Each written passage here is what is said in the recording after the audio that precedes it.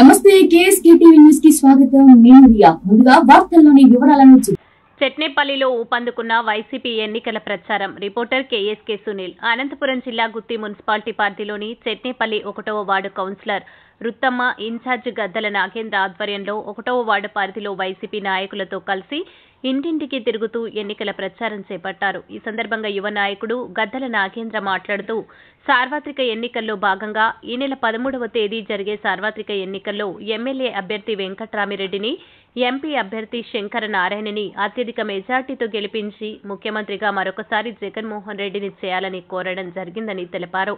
ఈ కార్యక్రమంలో చెట్నేపల్లి 1వ వార్డు కౌన్సిలర్ రుత్తమ్మ, ఇన్ఛార్జ్ గద్దల నాగేంద్ర, భరత్, అనిల్, వెంకటేష్, పగిడిరాయి శ్రీనివాసులు, శ్రీకాంత్, వరప్రసాద్, ధర్మవరం హరి, గదరం భాస్కర్, సునీల్, సచివాలయ కన్వీనర్లు వెన్నెల వీరాంజీ, దేవి, మురళీమోహన్, వార్డు ఇన్ఛార్జ్ గద్దల నాగరాజు, సీనియర్ నాయకులు భీమలింగ, వార్డు నాయకులు జగదీష్, వినయ్, రవికుమార్, రంగనాయకులు ఉర్వకొండ, మొస్టూరి ఎర్రిస్వామి, అర్జున్, సూరి, మాజీ ఎంపీటీసీ విజయ్, అవిలిగి ఎంపీపీ మరియు వైసీపీ నాయకులు, కార్యకర్తలు తదితరులు పాల్గొన్నారు.